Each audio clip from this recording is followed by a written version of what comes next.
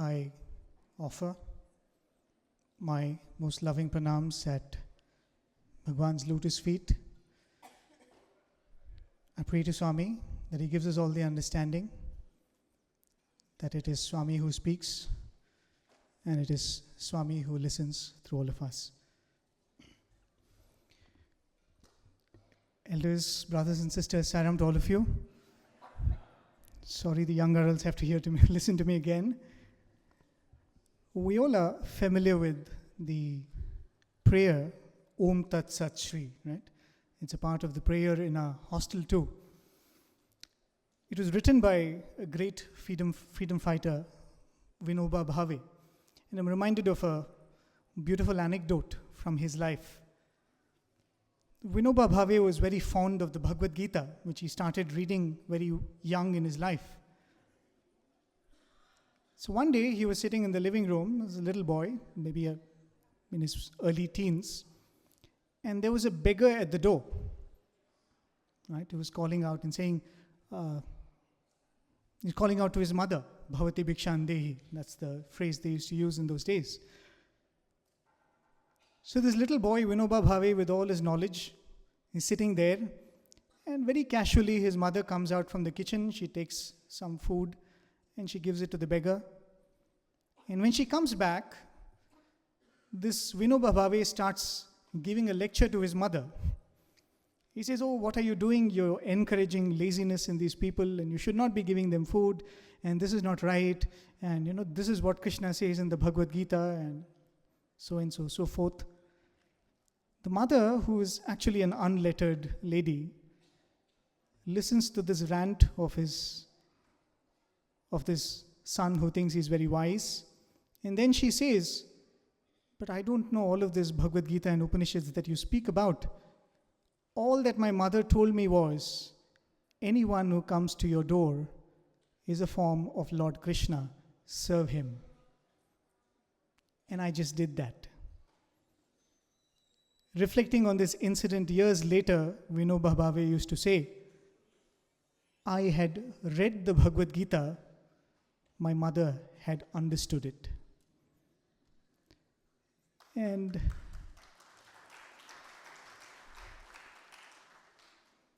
when I listen to this, or when I reflect upon this episode, and when in a gathering like this, I tend to think, I have the theory with me, but the practice is sitting in front of me. And I think would not be wrong in representing the brothers who traveled with me in saying that Swami has not brought us here for you. Swami has brought us here to show us, do you think you love Swami? I will show you what is love for Swami. And I think this is not an overstatement. I truly, humbly believe this. Coming here, we have had a glimpse of what it is to love Swami.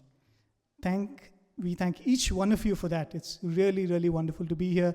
Thank you so very much for having all of us.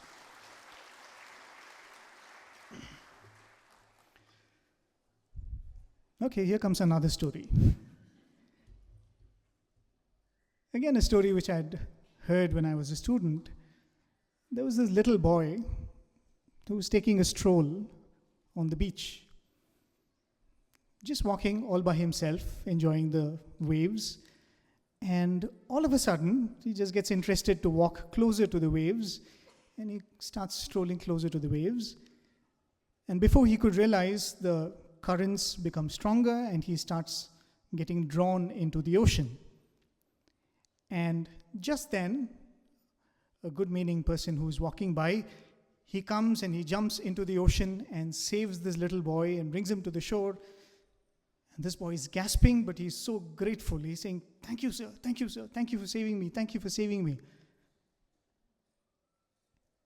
And this elderly gentleman looks at this little boy and says, "Son, don't thank me. Just make sure your life was worth saving." He says, just lead your life in a manner that your life was worth the trouble, right? Is our life worth that trouble? Swami would often quote the verses from the Bhajagovindam of Adi Shankara. Swami would say, Punarapi maranam, punarapi jananam, punarapi janani jatare shayanam.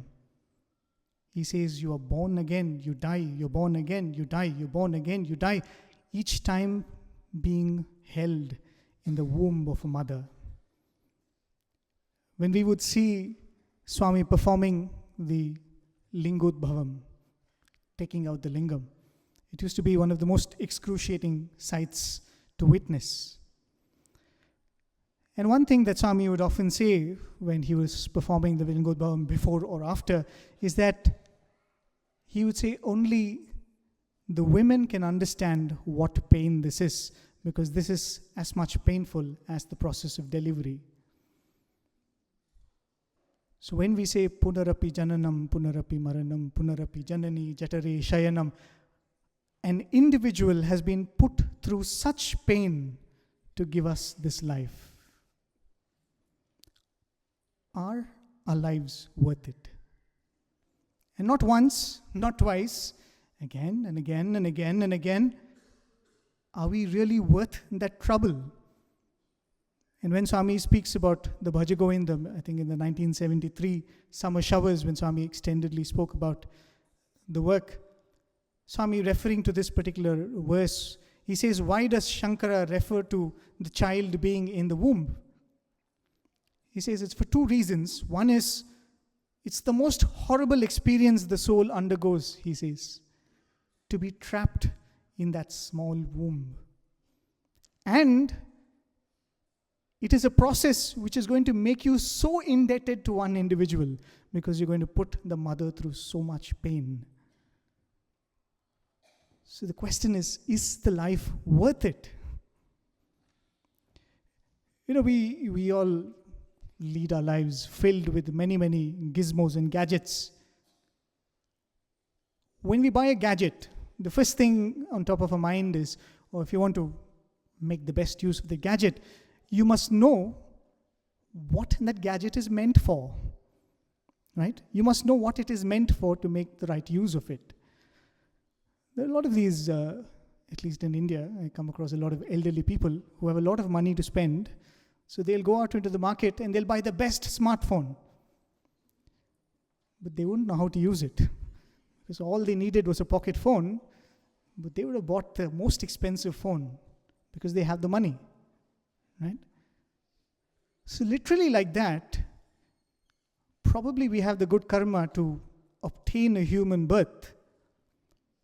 But after having obtained a human birth, we still lead an animal life. So if Swami says, if all that you wanted was a pocket phone, why buy a smartphone? If all you wanted to do was to lead an animal life, why procure a human life? So to define this goal, to define this destination, which is most important, to then define the path, we must first understand what is the purpose of this particular human birth that we've got. Many years ago, there was this interesting forward that was making the rounds, where there is this elderly father who's very fond of cooking. So they show this person cooking his meal, in the garden, and then he gets a call from his young son. And the son asks, "Dad, did you like the Christmas gift that I sent to you?" And the father says, "Oh, it was wonderful." In the next scene they show, like he's cutting something, and the father says, "That's the best cutting board I've ever had." And they show him cutting vegetables on an iPad.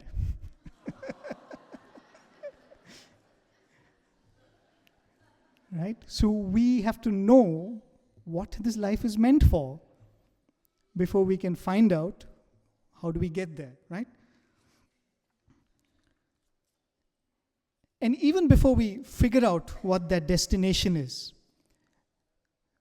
the problem with, I always say this, the problem with all of us is it's not that we don't know, the problem is we know, right? And the knowledge has been given to us. But when we explore and we find, it's a different thing.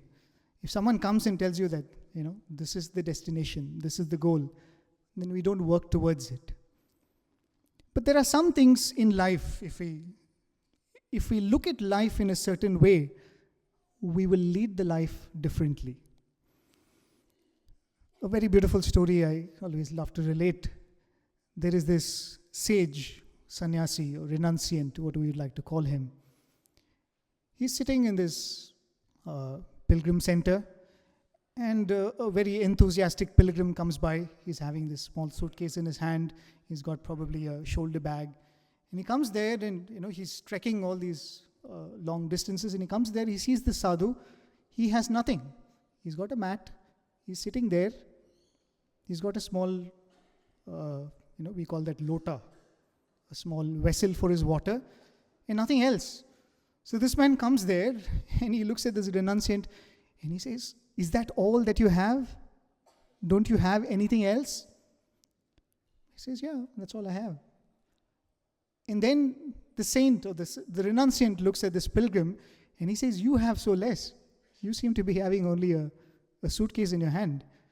Is that all you have?"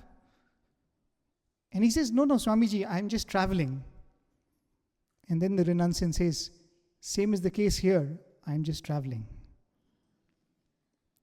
The moment we look at life as a journey and not as a destination, the way we will approach it will be completely different, right? Because the moment you think that I was born to be here, I was born to make merry, I was born to live the best life that I can, that's what we will do. But the moment you think of life as a journey, we will ask, so where are we heading?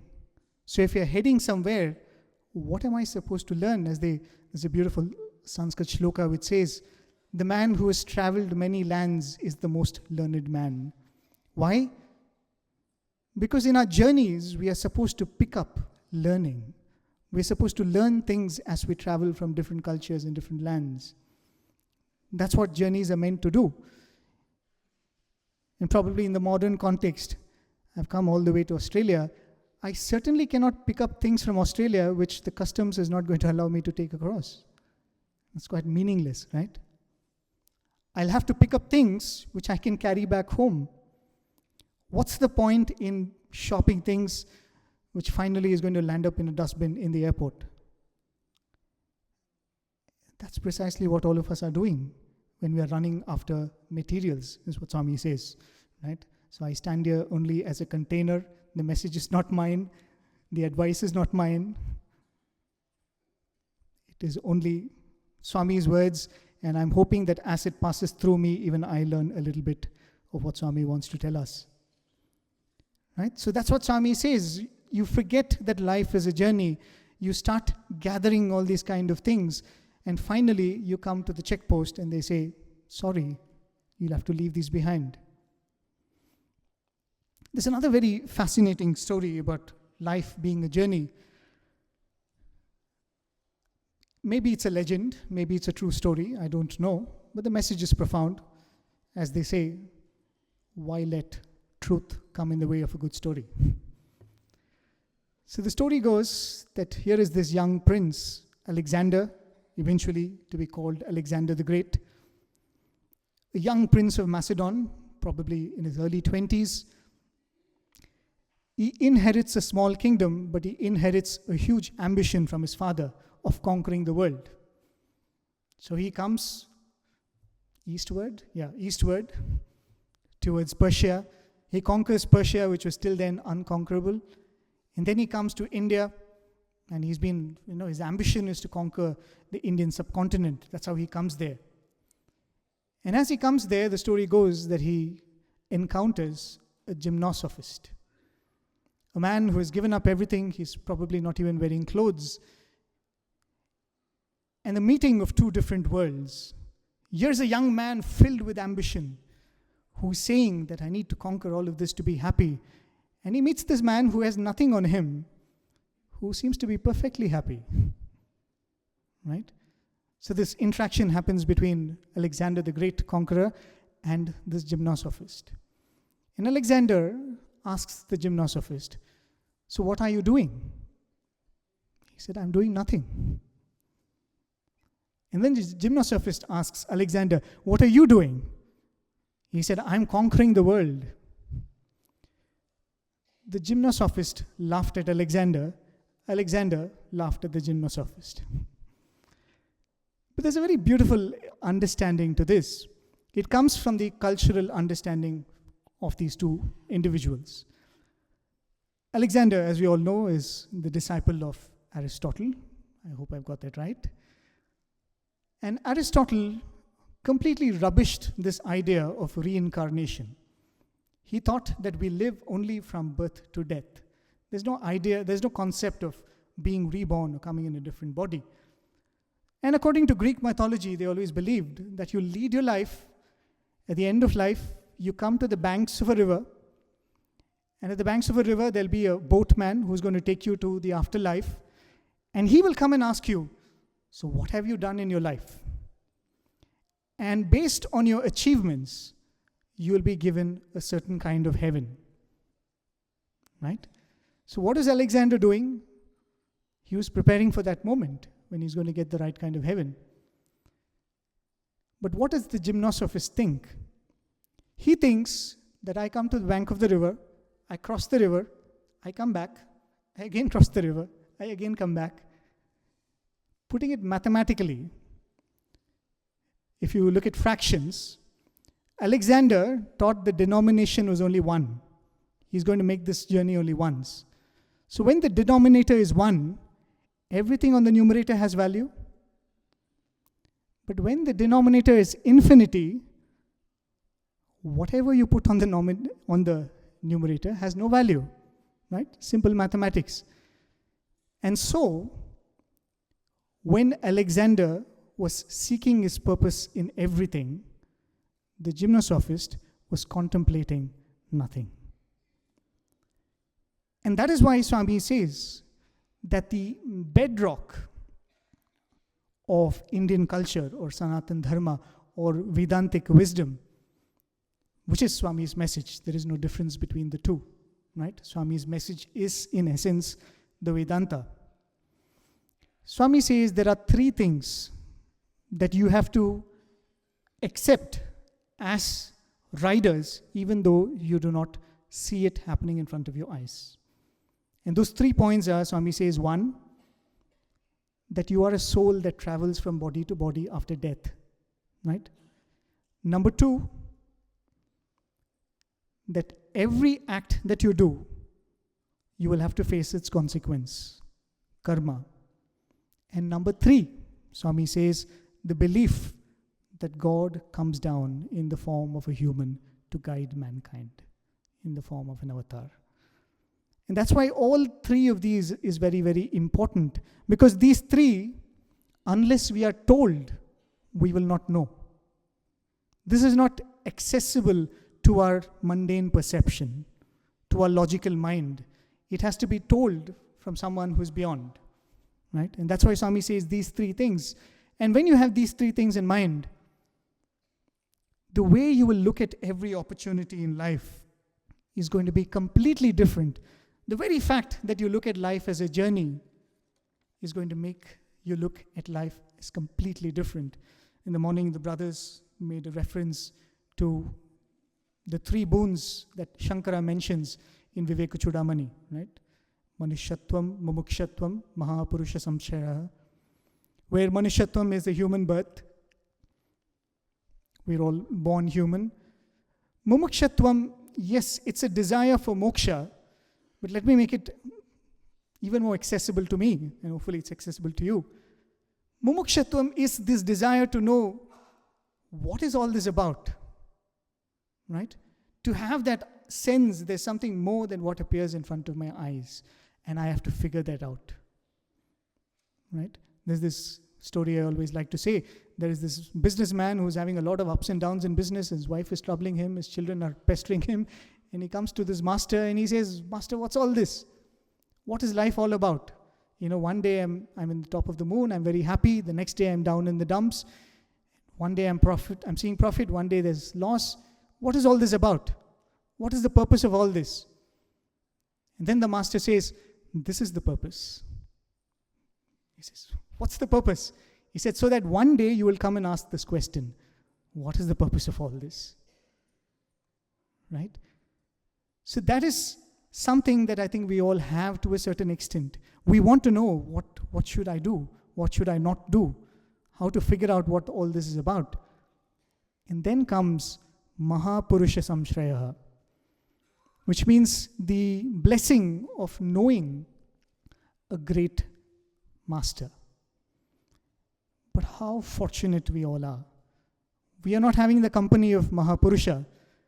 We are having the company of the Purusha, whom the Purusha Suktam speaks about. Sahasrasirsha Purusha. He is the one with 1,000 heads, 1,000 eyes. He is the one who was, who is, and who is ever going to be. It is that Purusha's samshraya or company or guidance that we all have got. So when you buy a new gadget, there's no point in us trying to figure out what the gadget is meant for the day before we dump it.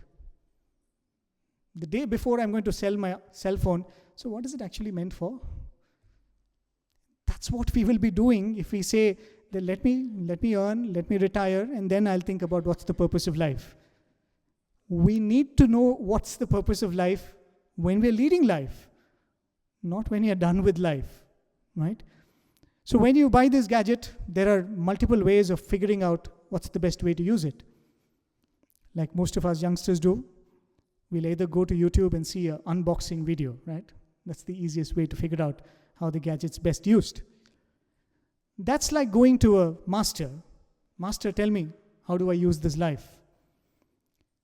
The next is, you're wise enough to figure it out yourself. Probably you're a jignasa. Probably you're one who is after wisdom. So you are wise enough to sit down and break this all up and understand what it's meant for. Or you could pick up the user manual, right? The person who's manufactured it is going to tell you how it can be done. Is there a better person for telling us what this life is meant to be for than Swami himself? Why are we not looking for it in Swami's words? Right? As the brother said in the morning, why is this not making us sleepless? A small problem in our business makes us sleepless. A small problem in the family makes us sleepless. We've got this huge blessing and we have not figured out how to use this. Why are we not losing sleep over it, right? So what are we going to do? What are we supposed to do? Well, that's what the conference is all about. I'm not going to tell that now, right? In the next 2-3 days, that's what you're going to hear. But what is this moksha, right? Everybody keeps saying, oh, liberation, you have to have moksha. You have to have the desire for moksha. I don't know. That doesn't really fancy me, honestly. That's something like, I've not come to think about that. What is this moksha? But I've given a definition for myself. Probably it will be useful to you. See, we all kind of know what is right and wrong, right? We all know what we are supposed to do. We all know that we have to be honest. We all know that we have to be kind. We have to be loving. But right now, for us, it calls for effort, right? We are trying to do that. We all know that we have to do Namasmarana, right? Definitely we all know that. But now we are in the mode where we need to put the effort. Moksha is nothing but that state where whatever we are trying to do will become effortless. So this whole journey is to make effortless what we are trying to do with effort. It could be seva, it could be meditation, it could be having universal love for everybody. Whatever, you figure out for yourself what you're struggling to do. Don't tell me I'm trying to make a lot of money and moksha is me being able to make a lot of money effortlessly. That's why I'm saying that we all actually know what is right and wrong. But there will be no struggle in trying to do that. We spoke about the child being born, right? Probably one thing which Swami would say, which is a hint. Swami would say, you're born to learn not to be born again, right? That's something which Swami would say. So why is it so difficult not to be born again? Can't we just say, Swami, I don't want to be born again. Leave me alone. Why is it so difficult? It's because we don't have that choice anymore, right? We don't have that choice of saying, let's put a period to that. Contrast that with what Swami says, how it all began. Swami says, I separated myself from myself to love myself. Which means it all started with a choice, right? It all started with a choice that Swami had. Swami calls it sankalpa. So Swami says, I chose to separate. So unless we gain control to choose again, I think we will not be able to put an end to this cycle. And that's what we're all trying to figure out. How do we put an end to all of this? And as I said, I'm not going to tell you how, because I have another talk tomorrow. Hopefully I'll reserve some for tomorrow. Thank you all for your very, very patient listening. Thank you all again for this lovely opportunity.